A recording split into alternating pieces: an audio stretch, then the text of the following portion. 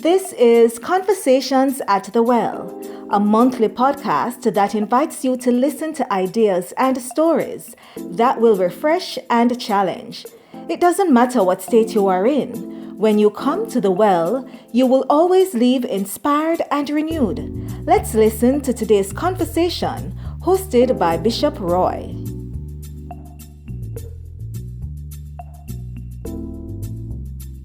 Greetings, everyone, and welcome to another episode of Conversations at the Well. I certainly have been tremendously enriched and blessed by having these conversations with servants of the Lord who continue to play significant roles in the life of the nation, and where we have yet another blessed servant of God that I have the honor of sharing with today. I want to welcome to the well Reverend Richard Skiles, a well respected servant of the Lord and pastor in the New Testament Church of God. Now, Richard, welcome to Conversations at the Well, and I'm sure that the waters at the well will flow today. How are you doing? Bless you, Bishop Roy. It's an absolute pleasure to be sharing with you today, sir. Well, the pleasure is shared. And I want to ask you first about your pastoral journey. When did it begin? I know you came through Bethel Bible College. After that, where did ministry take you? Right. So I entered Bethel Bible College in 2000, and I pursued a bachelor's in theology degree that actually took 4 years. Okay. So in 2004, I was assigned my first pastorate at Epping Forest. That's in Manchester. Yes, in Manchester. As a young lad coming out of college, all excited and, looking forward to what ministry had to offer. It was a real humbling experience. Yes. I quickly realized it was not just about the glim and the glitter, but real work was involved. Yes. And I think that church really gave me a good foundation. The experiences that I had there, I think would have served me well as I moved on to other pastoral positions.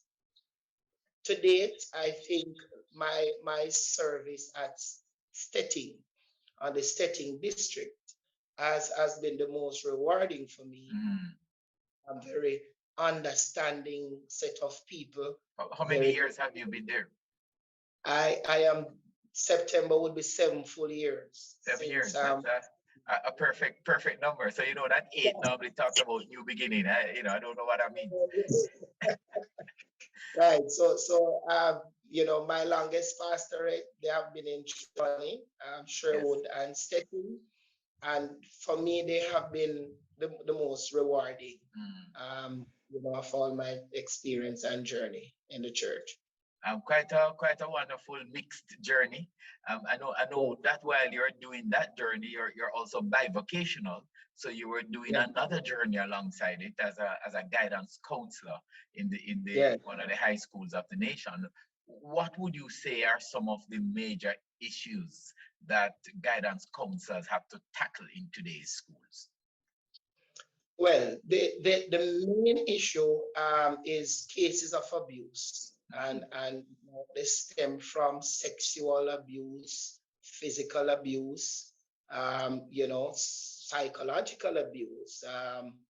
These are some of the issues that we have to deal with. We have serious cases where sometimes even, parents are involved with their kids sexually, and those are issues that requires immediate response from the guidance counselor. Yes. And so when those cases come to us, even though we know how serious the issue can be in terms of your personal safety is sometimes at risk, because you have to make reports. You have to make reports to the agencies about any form of abuse that is taking. And sometimes, you as the individual, as the counselor, you put yourself at risk, but it's a risk that counselors are willing to take, for the overall well-being of our students. So we know it's challenging, but those are some of the cases. We also have issues with students in terms of their own sexual behaviors, with each other. We have cases of substance abuse, in the high school in particular. Many of our boys, especially at the school that I worked for almost 12 years, we had cases of substance abuse and violent activities as well. You have gangs Wow. in schools, and and basically everything that happens in the school, the counselor is called in to intervene. So yes, very, very, very challenging So, job. so I'm sure you had your hands full as you Absolutely. seek to do ministry in the schools. How Yeah. did your own pastoral calling and preparation help you in the high schools? I think it played a significant role. Interestingly, my first appointment is what kind of motivated me to, do something in counseling, Okay. because I realized that my own members would have, need for counseling intervention, and I thought that, empowering myself with the skills to do the job would be of benefit, not just only to myself, but to the congregation that I serve. So that was where it started. And then after my interaction with my members, I felt the pull, I felt the call to extend myself on a community level, on a national level. So I wanted to get involved in education. And so, of course, was employed. My first employment as a guidance counselor was at the Runaway Bay All Age School, where I served for 2 years. And, it was a very meaningful experience seeing students coming in with varied issues. And, you are there to provide some form of help and support. Many of these kids are coming from homes where they don't have a father figure in the home. And so your role as well, my role as a male counselor, was to, lend myself to assist students who have the need for not just counseling intervention, but parental support. Yes. My role was multifaceted, and that has been my experience throughout my tenure as a guidance counselor for 14 years. Wow. Wow. I mean, you mentioned interacting with students who brought many issues to you without breaching any kind of confidentiality. Is there an inspiring story that when you think about it, it pushes you to serve even more? Absolutely. So at well, one of the high schools I work in Jamaica, in Trelawney, there was a case that was referred to me. Was a student, a male student, who had seriously wounded another male student to the point where the student had to be rushed to the hospital. He was hit in the head with one of those wicket stick, the sticks that they use to play cricket. Hit in the head, I mean, blood all over the place. And, everybody was so angry with the young man that committed the act. And somehow, after the police got involved and they did what they had to do, the student was sent to me to provide, support and intervention. And, after having a couple sessions with the young man, I realized that he's coming from a troubled home where, abuse was taking place and, things like those. And I committed myself to that young man, not just to be his counselor, but to be, the father figure that he needed. I would take him to the shoe store when he's out of shoes and buy him a shoes just to ensure that he stays in school. Yes. And I was there and I mentored that young man. And the most satisfying part of it for me is that that young man never got himself in another altercation for the entire time that he Yes. was at the school. He graduated, and I think he went into the police force to serve as a Wow. police officer. So I mean, for me, that was very inspiring, and it serves as a motivation for me to continue, to reach out to young men and students in particular. Wow, that story, deserves a praise break right here. Yeah, we give praise to the Lord and the way God has used you as mentor and Yeah, kind of parent figure as yeah, you poured into the lives of these students. My understanding is that you were such an excellent counselor that your colleagues elected you to be president of the yeah, National Association of yeah. Guidance Counselors. That's a big position. How did that journey go? What would you say are would have been some of your achievements as you served as Yeah. president? That was really a big appointment for me, and it came at a time when I had no interest at all, was not looking in that direction, had no desire to serve at that level. However, my colleagues, they expressed that vote of confidence, and I was elected to serve as president for 2020. um, my presidency in my mind, I totally enjoyed the journey for more than one reasons. I was president during the time when COVID-19 hit Yes, Jamaica. yes, yes. Yes.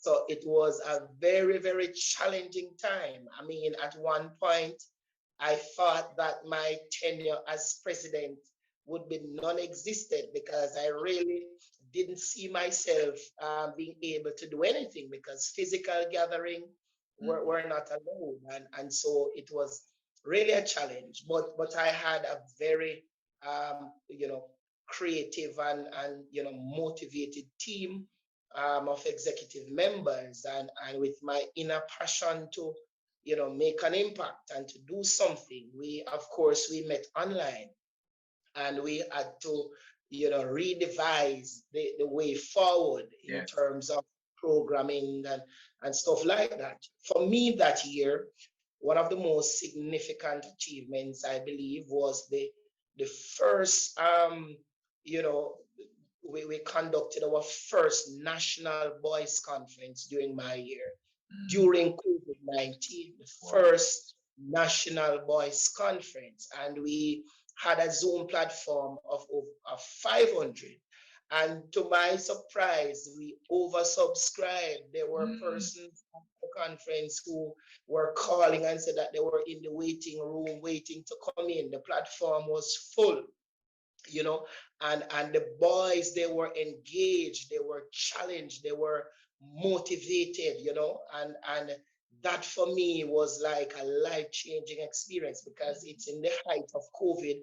We never knew that it would have been so successful. We weren't expecting more than 100 or so, right. and it was amazing to know that we had over 500 persons didn't get the chance to come on. That was very impactful.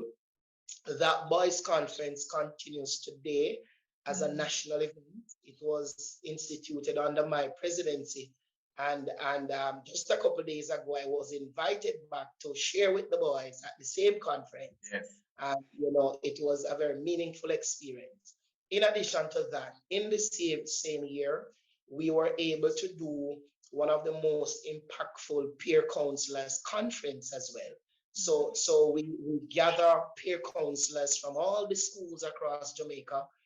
We brought them in one setting, over 600 peer wow. counselors across Jamaica, and we empowered them. We educated them, and we sent them back to their local schools to continue, Mm, to give support to their colleagues. So that those two events, in addition to the fact that I was able to give a voice to the association in the media.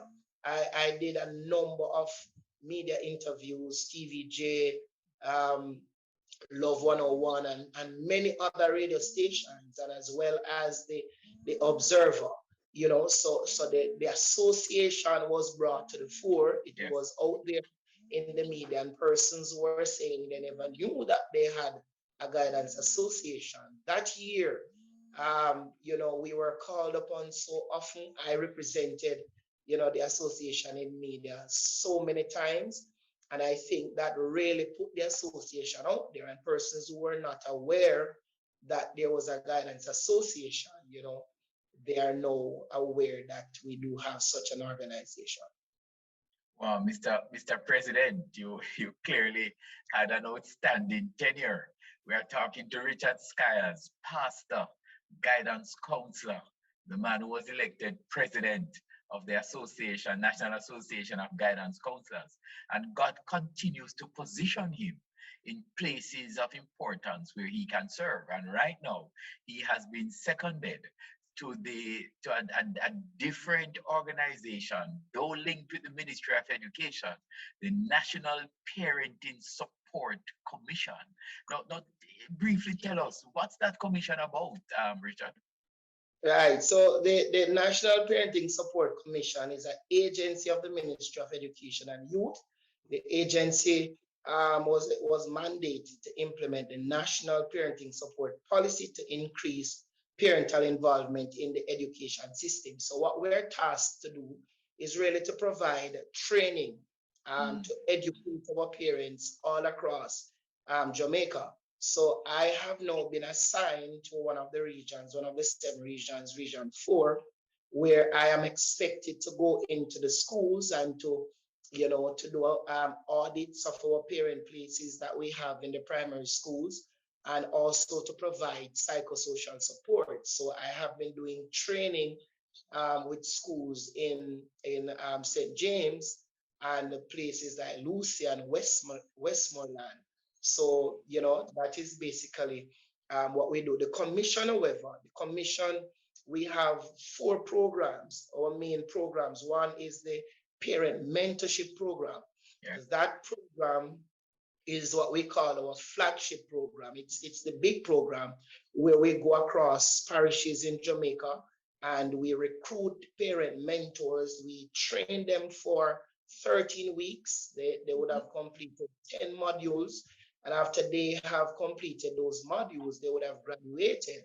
And they would have been the support for the commission on the ground. So in each parish, we have parent mentors who the commission provides support to, and they in turn would provide support to parents on the ground.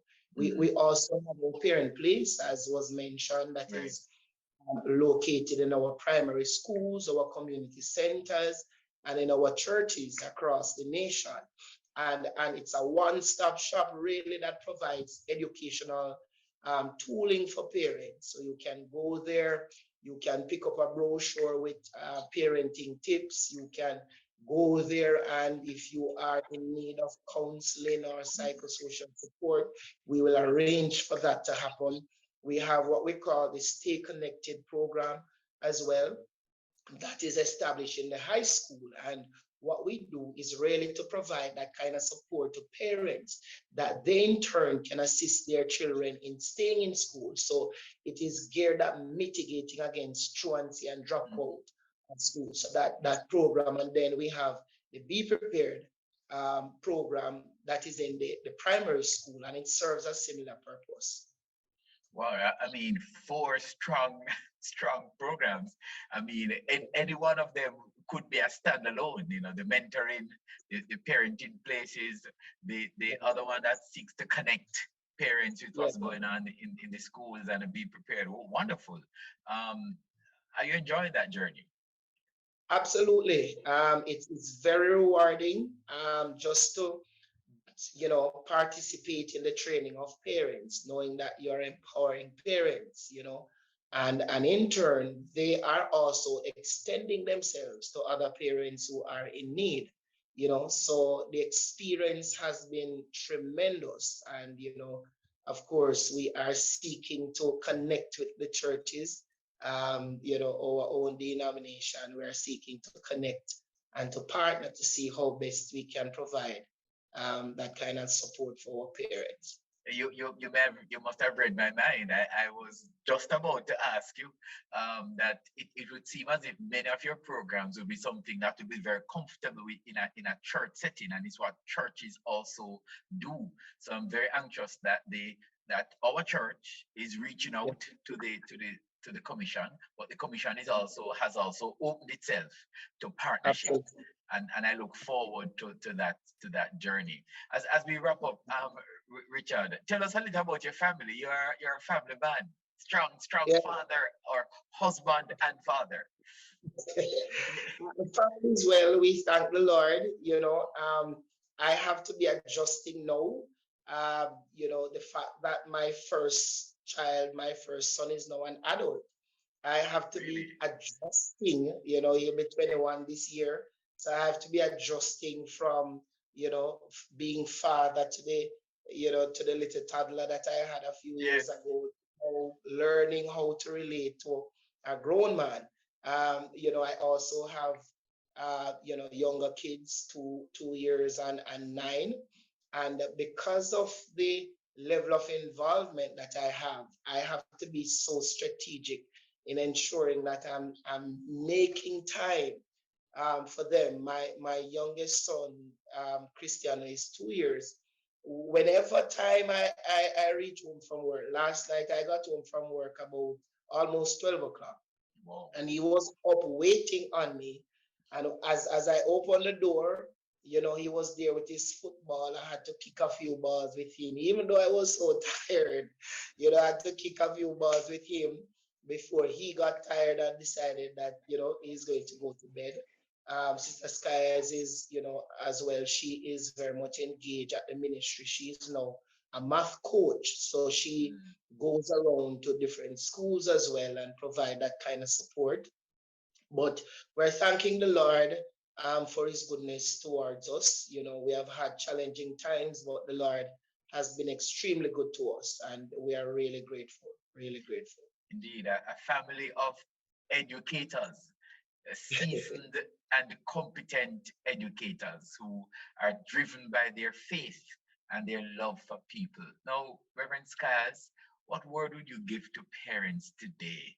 I mean, parents are going through so much today. The landscape, the social and philosophical and economic landscape has changed. Yes. How do you help parents to navigate this space?